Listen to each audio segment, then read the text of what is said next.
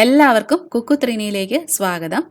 ഇന്ന് നല്ല ടേസ്റ്റി ആയിട്ടുള്ള വറുത്തരച്ച കടച്ചക്ക കറിയുടെ റെസിപ്പിയാണ്. എൻ്റെ അമ്മ ചെയ്യുന്ന രീതിയാണ് ഞാൻ ഈ വീഡിയോയിൽ കാണിക്കുന്നത്. ചോറിൻ്റെ കൂടെയും ചപ്പാത്തിയുടെ കൂടെയൊക്കെ കഴിക്കാൻ പറ്റുന്ന നല്ലൊരു കറിയാണിത്. ഇപ്പം കടച്ചക്കയൊക്കെ ഇഷ്ടം പോലെ കിട്ടാനുണ്ട്. അപ്പം എല്ലാവരും ഇതൊന്ന് ട്രൈ ചെയ്ത് നോക്കുക. വറുത്തരച്ച കടച്ചക്ക കറി തയ്യാറാക്കുന്നതിന് വേണ്ടിയിട്ട് ഞാനിവിടെ എടുത്തിരിക്കുന്നത് ഏകദേശം 350 ഗ്രാമോളം വരുന്ന ഒരു കടച്ചക്കയാണ്. തൊലിയൊക്കെ കളഞ്ഞ് വൃത്തിയാക്കിയതിന് ശേഷം ഇതുപോലെ ക്യൂബ്സ് ആക്കി മുറിച്ചെടുത്ത് വെച്ചിട്ടുണ്ട്. പിന്നെ വേണ്ടുന്നത് ഒരു ചെറിയ സവോള ചെറുതായിട്ട് അരിഞ്ഞത്, 2 വലിയ അല്ലി വെളുത്തുള്ളി ചെറുതായിട്ട് അരിഞ്ഞത്. അപ്പോൾ ആദ്യം തന്നെ നമുക്ക് ഈ കടച്ചക്കയൊന്ന് വേവിച്ചെടുക്കണം. നന്നായിട്ട് വിളഞ്ഞ കടച്ചക്കയൊക്കെ ആണെന്നുണ്ടെങ്കിൽ വേഗം തന്നെ വെന്ത് കിട്ടും. അപ്പോൾ ഒരു പാത്രത്തിലൊക്കെ വെച്ച് വേവിച്ചെടുത്താൽ മതിയായിരിക്കും. പക്ഷേ എനിക്കിവിടെ കിട്ടിയിരിക്കുന്നത് അത്ര വിളഞ്ഞ കടച്ചക്കയല്ല. അതുകൊണ്ട് തന്നെ ഞാൻ കുക്കറിലാണ് ഇത് വേവിച്ചെടുക്കുന്നത്. അപ്പം കുക്കറിലൊരു 4 വിസിൽ കേൾക്കുന്നിടം വരെ ഇത് വേവിച്ചെടുക്കണം. ഇനി നിങ്ങൾ എടുക്കുന്നത് നന്നായിട്ട് വിളഞ്ഞ കടച്ചക്കയാണ്, നിങ്ങൾ കുക്കറിലാണ് വേവിക്കുന്നതെന്നുണ്ടെങ്കിൽ 1 വിസിൽ കേട്ടാൽ മതിയാവും കേട്ടോ. അപ്പം ഞാനൊരു കുക്കർ അടുപ്പിലേക്ക് വെച്ച് കൊടുത്തിട്ടുണ്ട്. കുക്കർ ചൂടായിട്ട് വരുമ്പോഴത്തേക്കും ഇതിലേക്ക് നമുക്ക് ഒരല്പം വെളിച്ചെണ്ണ ഒഴിച്ചു കൊടുക്കാം.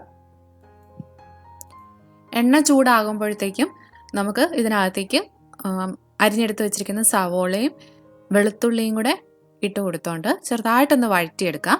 നന്നായിട്ടങ്ങ് വഴലേണ്ട ആവശ്യമൊന്നുമില്ല, ഒന്ന് വാടി കിട്ടിയാൽ മാത്രം മതി.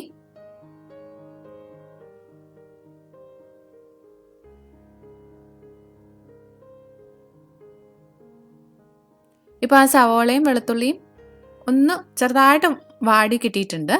ഇതിനകത്തേക്ക് ഇനി നമുക്ക് ചെറിയ കഷ്ണങ്ങളാക്കി മുറിച്ചെടുത്ത് വെച്ചിരിക്കുന്ന കടച്ചക്കയും കൂടെ ചേർത്ത് കൊടുത്തോണ്ട് അതും കൂടെ ഒരു 1-2 മിനിറ്റും കൂടെ ഈ എണ്ണയിലിട്ട് ഒന്ന് വാട്ടിയെടുക്കാം.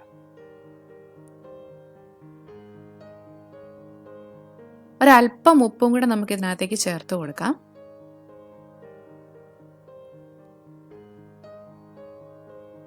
ഇനി ഇങ്ങനെ ഇളക്കി കൊടുത്തോണ്ട് തന്നെ ഒരു 2 മിനിറ്റ് നമുക്ക് ഈ എണ്ണയിലിട്ട് ഒന്ന് വഴറ്റിയെടുക്കാം.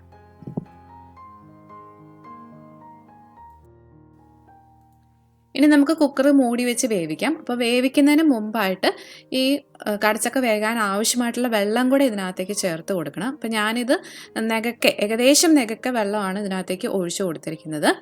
ഇനി നമുക്ക് കുക്കറിൻ്റെ അടപ്പ് വെച്ച് മൂടി വെച്ചിട്ട് ആവി വരുമ്പോഴത്തേക്കും വിസിലിട്ട് കൊടുത്ത് ഒരു 4 വിസിൽ കേൾക്കുന്നിടം വരെ ഇത് വേവിച്ചെടുക്കാം.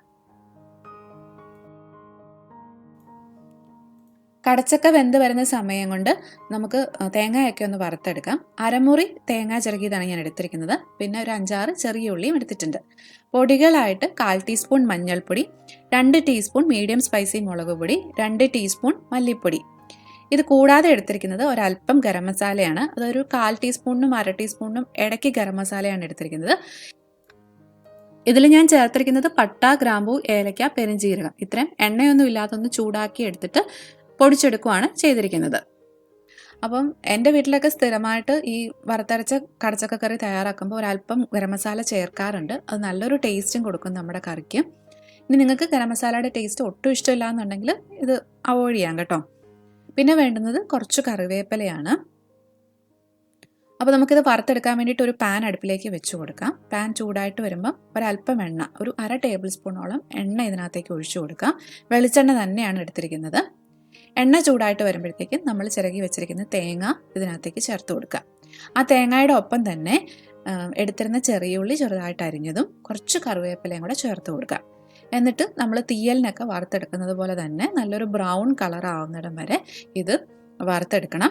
തീ ഒരുപാട് കൂടി കിടക്കാതിരിക്കാൻ വേണ്ടിയിട്ട് ശ്രദ്ധിക്കണം കേട്ടോ. ഒരു ലോ ടു മീഡിയം ഫ്ലെയിമിൽ ഇട്ടിട്ടേ ഇത് വറുത്തെടുക്കാവുള്ളൂ. കുറച്ച് സമയമെടുക്കും ഇത് ആ ബ്രൗൺ കളറായി കിട്ടാൻ വേണ്ടിയിട്ട്.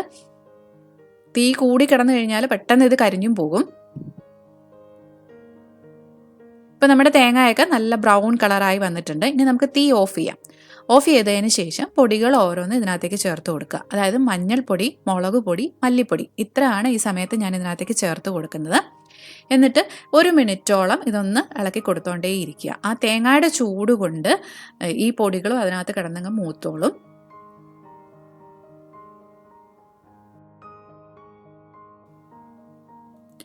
ഇനി ഇതിൻ്റെ ആ വലിയ ചൂടൊന്ന് മാറുമ്പോഴത്തേക്കും നമുക്ക് മിക്സിയുടെ ജാറിലേക്ക് മാറ്റിയിട്ട് നന്നായിട്ട് അരച്ചെടുക്കണം. അപ്പോൾ ചെറു ചൂടോടെ തന്നെ അരച്ചെടുത്താലേ ഉള്ളൂ നന്നായിട്ട് എണ്ണയൊക്കെ തെളിഞ്ഞ് കിട്ടുള്ളൂ. ഇപ്പോൾ ആ തേങ്ങയുടെ വലിയ ചൂടൊക്കെ മാറിയിട്ടുണ്ട്. ഇനി നമുക്ക് മിക്സിയുടെ ജാറിലേക്ക് മാറ്റിയിട്ട് ഇത് നന്നായിട്ട് അരച്ചെടുക്കാം. അരച്ചെടുക്കുമ്പം ശ്രദ്ധിക്കേണ്ടത് ഒട്ടും തന്നെ വെള്ളം ചേർക്കാതെ അരച്ചെടുക്കുക കേട്ടോ. അതിൽ നിന്ന് വരുന്ന ആ എണ്ണ മതിയാവും ഇത് അരഞ്ഞ് കിട്ടാൻ വേണ്ടിയിട്ട്.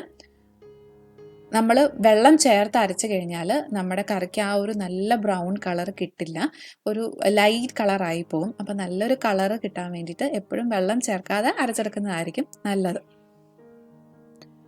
ഇപ്പം ഞാനത് നന്നായിട്ട് അരച്ചെടുത്തിട്ടുണ്ട്. നന്നായിട്ട് അരഞ്ഞ് കിട്ടിയതിനേക്കാൾ കൂടുതൽ പൊടിച്ചെടുത്തു എന്ന് പറയുന്നതായിരിക്കും കുറച്ചുകൂടെ കറക്റ്റ്. അപ്പോൾ ഇനി നമുക്ക് നമ്മുടെ കടച്ചക്ക എന്തായിന്ന് നോക്കാം. ഏകദേശം ഒരു 4 വിസിൽ കേട്ട് കഴിഞ്ഞപ്പോൾ ഞാൻ തീ ഓഫ് ചെയ്തിരുന്നു. ഇപ്പം ആവിയൊക്കെ നന്നായിട്ട് പോയിട്ടുണ്ട്. നമുക്കൊന്ന് തുറന്ന് നോക്കാം. വെന്തിട്ടും ഉണ്ട്. ഞാൻ ഒരെണ്ണം ഒന്ന് എടുത്ത് കാണിക്കാം.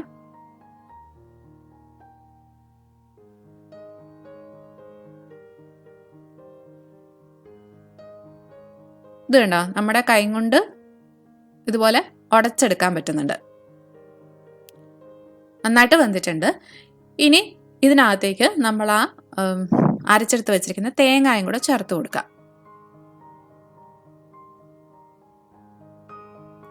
ബാക്കിയുള്ള കറിവേപ്പിലയും കൂടെ നമുക്ക് ഇതിനകത്തേക്ക് ചേർത്ത് കൊടുക്കാം. എന്നിട്ട് എല്ലാം കൂടെ ഒന്ന് യോജിപ്പിച്ചെടുക്കണം. അതായത് ആ തേങ്ങ വറുത്തതൊക്കെ കടച്ചക്കയുടെ എല്ലായിടത്തേക്കും നന്നായിട്ടൊന്ന് മിക്സ് ചെയ്ത് കൊടുക്കുക. ഒപ്പം ഒരു 5-6 കടച്ചക്ക നന്നായിട്ടൊന്ന് ഉടച്ചു കൊടുത്താലും നല്ലതാണ്. ഞാൻ ആ മിക്സിയുടെ ജാറിലേക്ക് ഒരു 1/4 കപ്പ് വെള്ളം കൂടെ ഒഴിച്ചിട്ട് ഒന്ന് കഴുകി ഇതിനകത്തേക്ക് ഒഴിച്ചു കൊടുക്കുന്നുണ്ട്.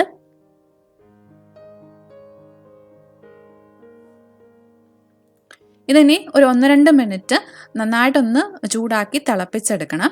അതിനുശേഷം ഇതിനകത്തേക്ക് നമുക്ക് കുറച്ചുകൂടെ വെള്ളം ഒഴിച്ചു കൊടുക്കണം. അതായത് നമുക്ക് ഈ കറിക്ക് എത്രത്തോളം ചാറ് വേണോ അതിനനുസരിച്ചിട്ടുള്ള വെള്ളം ഒഴിച്ചു കൊടുക്കുക. അപ്പോൾ ഞാൻ ഇതിനകത്തേക്ക് ഒരു 3/4 കപ്പ് ചെറു ചൂടുവെള്ളം കൂടെ ഒഴിച്ചു കൊടുക്കുന്നുണ്ട്.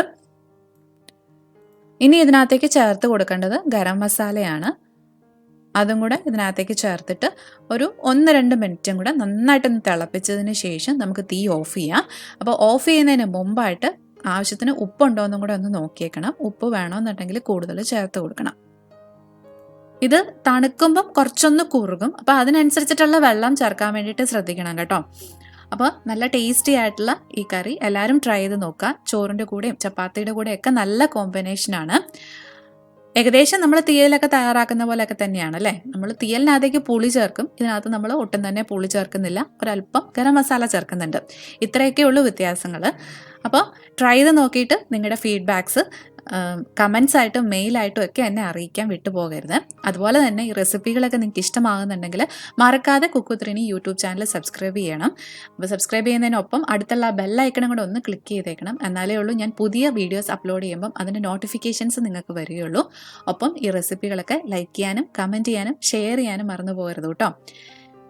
വീണ്ടും നല്ല റെസിപ്പിയായിട്ട് വരാം. അതുവരെ ബൈ ബൈ. Thank you.